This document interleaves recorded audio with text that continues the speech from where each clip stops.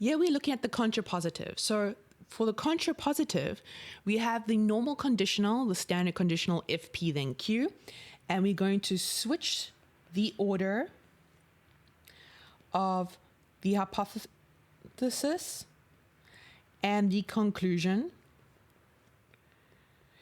as well as negate the hypothesis and conclusion. Okay, so we're going to have if P then Q. We're going to negate both sides. So there we have our arrow, and we're going to switch the order around. So it's going to be Q and then P. So once again, contrapositive, you switch the order of the hypothesis and conclusion, or the antecedent and the consequence, and you negate both of them. So you negate the hypothesis and you negate the conclusion. So let's go look at some examples for you to see what happens.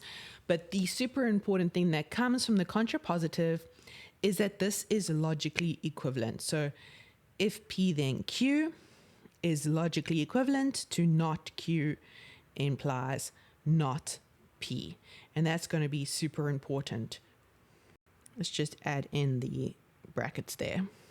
So once again, the contrapositive is going to be logically equivalent. So let's look at this example. If there is an accident on the highway, then the traffic will be slow. So the first thing we're going to do again is break it up into the hypothesis and the conclusion. So hypothesis is going to be there is an accident on the highway. It's what follows the if, and that will be listed as P. Then everything that follows the then is usually our conclusion. The traffic will be slow is going to be our conclusion. So that's going to be our Q. So once again, that is going to be our first implication. If P, then Q. So let's just write that down. If P, then Q. And our contrapositive is not Q. So remember, we switched the order, and tends to not P. So once again, we switch the order of Q and P, and we negate both sides. So let's go ahead and do that in words. So if there is no accidents on the highway, then the traffic is not slow. So all we've done there is negated both of them. We haven't switched the order yet. So we just negated both of them. Let's switch the order. If the traffic is not slow, then there is no accidents on the highway. And you could read that as if the traffic is fast, then there's no accidents on the highway. So there's nothing impeding it because it's fast, which means by consequence that there are no accidents occurring, or technically have occurred to slow down the traffic. Okay, so we're looking at if a number is divisible by 4, then it is even. So the first thing we're going to do is we're going to break it up into the hypothesis and the conclusion, or the antecedent and the consequence. So in this case, we are going to look at divisible by 4 is going to be our hypothesis, which is our P. And then it is even is going to be our conclusion, which is our Q. Let's write that in the mathematical terms again. So if P, then Q. And remember, our contrapositive is not Q, so the order is switched and it's negated, tends to not P. So once again, you switch the order and you negate both sides. So let's look at Q, it is even. Let's negate it. So not it is even is going to give us it is not even.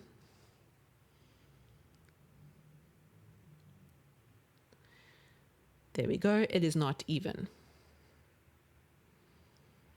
Then we're going to take our P, which is divisible by 4, and negate it as well. So not divisible by 4 is exactly what is going to be negated. Let's just write it out. It is not divisible by 4. And now we're going to switch. So we have if a number is not even, then it is not divisible by 4. And we can choose a number which is not even, 9 for example, which is not divisible by 4. So let's just write that out. 9 is not even, and it is not divisible by 4. And we can't really find a number which is not even, which is not divisible by 4. It's going to hold for every odd number, because not even means it's going to be odd. So a reminder that the contrapositive is logically equivalent. So when we say if P, then Q, so if not P, not Q, then not P is logically equivalent. So if you prove the one, you have proven the other.